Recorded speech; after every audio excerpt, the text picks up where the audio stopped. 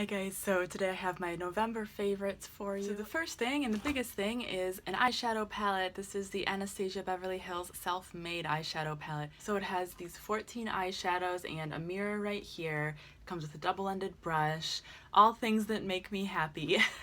And then the shades are just beautiful and unique, and I like the way that they put them together. And I've heard people say that they don't like this palette because they don't think the shades go together well. I actually think they go together really well. I'm just going to swatch a couple of my favorites for you. This is the shade Blush, the shade Isla, and Champagne. And that's those. They're just beautiful. This blush is like a taupe and pink duochrome. It's so pretty. But there's a lot of pinks in here, and there's definitely a lot of like random colors too, but I feel like the shades go well together and I just really like it, so it's definitely something that I would recommend. Next I have some blush favorites. One type of blush that I've been loving lately is a fairly neutral, almost bronzer slash blush with like a little bit of shimmer in it, so it almost can like triple duty as a bronzer, blush, and highlighter. And I've been finding for heavier looks, like when I do a smoky eye or I do a really bright eye, it's nice to have something that, like some color on my cheeks, but nothing that is taking attention away from the eye or looking like it's just too much. Do you know what I mean? So one thing that I've been loving for that type of look is Benefit Dallas. And I know a lot of people do use this as a bronzer. I believe it's marketed as a blush, but you know, whatever works. And it comes with this nice little brush, and this is what it looks like. Now, if you're looking for a sort of similar dupe, I found the Milani powder blush, rose powder blush, in the shade Warm Petals 03 is very similar, has a very similar effect. Like, I don't know that the colors are exactly the same, but it has a similar warming, bronzing effect, who are both have both been favorites this month. Now, if you are going for more color on your cheeks, I have been loving the BH Cosmetics Iris Blush Duo, and most specifically this darker shade here. For my skin tone, it looks really like your cheeks have been pinched, or like you just got out of like a blizzard, and you know, you have that natural like snow bitten, ice frozen, you know what I'm trying to say, like that, like you just came out of the cold and your cheeks are flushed. I really like that look, especially in the winter. I have a few products for lips. One is what I'm wearing today, and that is the Wet n Wild by Fergie lip pencil in the shade Fashion Darling. And this is a matte lip pencil. It's not 100% matte, but that's okay. I just really like this shade because it's like a red, almost like a brick red, but it's not super intense. So like if I have other stuff going on, like if I have like a little bit more going on in the eyes, this is a nice brightening color on my lips, but it's not like I'm wearing a bright red or something like that, if that makes sense. And this is just how it looks. It rolls up and down, which is very nice. And swatch it here. So it's definitely it's a little bit sheer, but I'm enjoying this color lately. I find it very fun, and yes, very nice. A more high-end lip product that I've fallen in love with lately are the Kat Von D liquid lipsticks, and I got these two. These are two mini deluxe size samples. I'm not sure, they're mini sizes, and I got these as a set at Sephora for $20 because I had never tried any of the Kat Von D liquid lipsticks before, so I really wanted to try these. And I know these are, I think, the most popular shades. It's Lolita and Lolita II. So this is Lolita and this is Lolita II, and obviously they dry matte, but you can see the opacity and just everything is really pretty about those. Kind of similar to what I'm wearing right now. Lolita II is actually that kind of like burnt orangey, reddish, pinkish, pretty shade. One more lip product that I have been loving is another lip pencil. This is the Jordana Twist and Shine Moisturizing Balm Stain in the shade Honey Love. And this is another one that twists up. This is not matte, it's very glossy, and I like it just for real easy, like in the car or wherever, you know, if you just want a little bit of color. It applies very easily, and it's very nice. Jordana has some great products. I want to do a video on all our Jordana products sometime soon. I think I might have to do that because I really love that brand. But yes, this is something that I've been loving. And then jumping back to eyes, I have rediscovered the Maybelline Color Tattoo in the shade Dramatic Black. I used this in my Naked Smoky tutorial where I did a black smoky eye, and it's just absolutely amazing. The like quality of this particular color tattoo is so great. It's not quite thick enough to be like an eyeliner, I don't think, but you can build it up and make it completely opaque, completely black, and then you can build on it to create any kind of smoky eye you want. And I think this will be really great with other colors, not just a black smoky eye, but if you do like a dark burgundy smoky eye or a blue or purple or brown, anything, it really will add that depth and create a really nice smooth base for your look. So I highly recommend you pick this up. If you like smoky eye looks, this is a must. And of course, I have to give a quick shout out to the LOC Love of Color eyeshadow pencil in the shade Daytrip.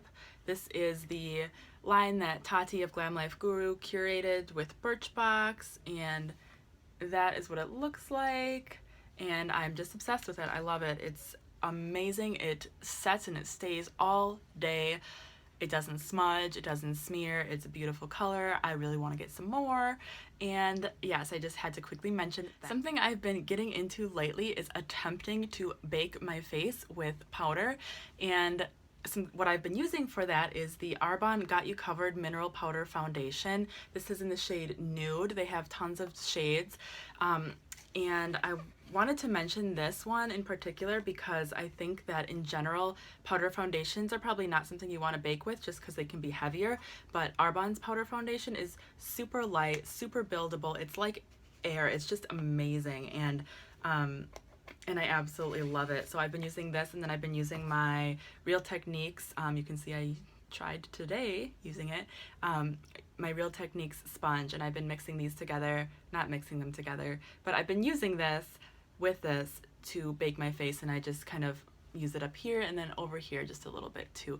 And I've been having a lot of fun with that. Baking is really fun. If you guys haven't tried it, you just should, because it's just fun to do. Like, you just pile the product on and let it sit and then brush it away. It's fun. Anyways, look it up online though. I'm not equipped to teach you how to do it yet, but I have been enjoying doing it with this powder. I have really been enjoying two different setting powders, and depending on the look that I'm going for, I will reach for one of these two, and that is the Too Faced Primed and Poreless Press Powder. Too Faced also has a loose powder, which I like as well, but I find the wow, that's not showing up. There we go. I find that the pressed powder is a little bit easier to get a sheer amount. I feel like with the loose powder version of it, it's too easy to get too much, if that makes sense. And this comes with a mirror, and it's just adorable little packaging. I love their packaging. Okay, and then the second one that I reach for is the Hourglass Ambient Lighting Powder. This is their Ambient Lighting palette, but the powder that I like the most is the middle one here, which is Incandescent Light, if you can kind of see, and that I use for all over setting my face. So I was strictly using this for highlighting when I first got it, and then I realized that a lot of people were talking about using it as a setting powder all over your face, or like a finishing powder, and I started doing that, and I really, really love that, almost more than a highlighter, because it's not quite enough of a highlighter, but it's a perfect setting powder for just giving your face a bit of a dewy, very finished, beautiful, flawless look. So I really love it for that. For brows, I have recently re-fallen in love with the Benefit Gimme Brow. This is a brow gel basically that comes like this, and this is this deluxe sample size. I used to have a full size of this. I actually purchased the full size, and I used it quite a bit, and then I just kind of stopped. I kind of got sick of it, I guess, and now I'm back into it because my brows, I'm thinking of kind of growing them out a little bit, just letting, because I feel like I've been kind of cropping them so much that, like, I don't know, they're losing, like, I'm forgetting what the natural shape is supposed to be, and it's just kind of starting to get really frustrating. Every time I have to do my brows, I just feel frustrated, so I'm kind of just like letting it go for a while. But I've been using this to just kind of style them, and it's nice because it not only does it style the brows because it's a gel, but it also has color to it, so it will fill in any sparse areas, any bald spots, you know, and that's kind of a nice thing to have too. So I've kind of re-fallen in love with this and am considering repurchasing the full size after I use this guy up. If you've been watching my videos, you know that I have fallen in love with the Tarte Lights Camera Lashes Mascara. This stuff is absolutely amazing. It has a beautiful full brush, and it just is thickening, lengthening, volumizing, everything that I want a mascara to be. This is. The one downside is that I've been using this for maybe like a month, and it's already, I can tell that it's starting to get dried out. It's not performing the same as it did when I first started using it, which I heard other people say that that happens to them as well. So I don't think I will be purchasing a full size of this, just because if the sample size is drying out within a month, then why would I purchase a bigger size to waste more product? You know what I mean? So if anything, I'll continue to buy like kits and stuff that have the smaller sizes, and I have a couple smaller sizes of this also like on reserve from other palettes and stuff that I'm going to use for sure. But so that's one reason why I might not repurchase this. I think it's going to be in an empties soon, because it's really getting, it's just not, I'm not loving it as much as I did when I first tried it. But other than that, like the first few weeks of using it, I absolutely adored it. So that's that. Take it for what you will. And the other mascara that I wanted to mention is the Maybelline the Falsies Push Up Drama Mascara. I did a first impressions on this one, and I just wanted to touch in again because I was kind of undecided when I did that video. I was kind of like, yeah, I think I like it. I think it makes my lashes look good. I don't really like it on the bottom lashes. I don't really know. After having used it for a couple weeks now, I decided that I don't really like it. It's too much work. It's just really, because the wand is so small, the product is so thick and volumizing that the two don't mix, if you know what I mean. Like the wand, I find I'm getting clumps, and I'm getting like that like clumpy spidery look that I don't really like. I really want it to be full and thick and lots of lashes and thick lashes, long lashes, you know, but I don't want it to be like a few really thick clumps of like long lashes, you know what I mean? I hope that makes sense. But I'm not crazy about this stuff, and I feel like the formula has changed a little bit too after having used it for a week or two. I feel like it's gotten more clumpy, and I'm just not loving it. So, you know, I'm wearing it today, and I'm not crazy about my lashes. I feel like if I had worn the Tarte one, it would have gone better. But I don't know. It's just, it's not a horrible mascara. Like, it's a good mascara. I mean, I wouldn't say that if you get it in your hand for free, you should throw it away. Like, it's not trash. It's just not my favorite one. And I think that the drugstore and Maybelline have better options out there. So I just wanted to mention that. And yeah, so that is my sort of final opinion on this. I'm gonna keep trying it because I hate giving up on products, and I hate giving a bad review to products, but I do want to be honest, and I don't want you guys to think that like I am going to give you my final opinion based on a first impressions either, you know, like I want to come back and tell you what I think about things. So that's what I think about this so far. I'm just kind of like, So ending on a positive note, I wanted to mention the Maybelline Age Rewind Concealer. Now, you may know that I absolutely love my Maybelline Fit Me Concealer, and I absolutely do, but I also love this, and for two different purposes. A bug just fell from the ceiling. Wow. Okay. I don't know if you saw that. I kind of hope you did. Anyways,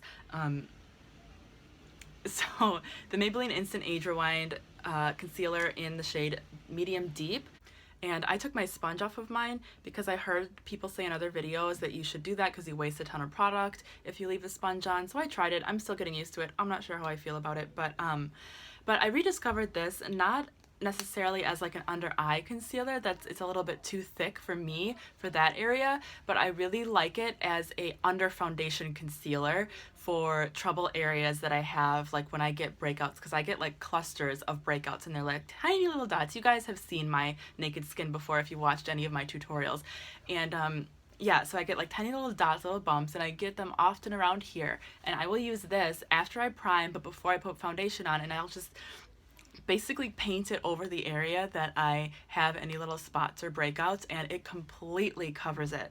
It completely like shields it from view, and then I put my foundation over that, and it just blends right in, and it is amazing. So if you have a situation like that, I highly recommend this product. It is absolutely amazing. This is the Instant Age Rewind Eraser Dark Spot Treatment Corrector. That's probably why I like it for getting rid of my dark spots. It's because that's what it's made for.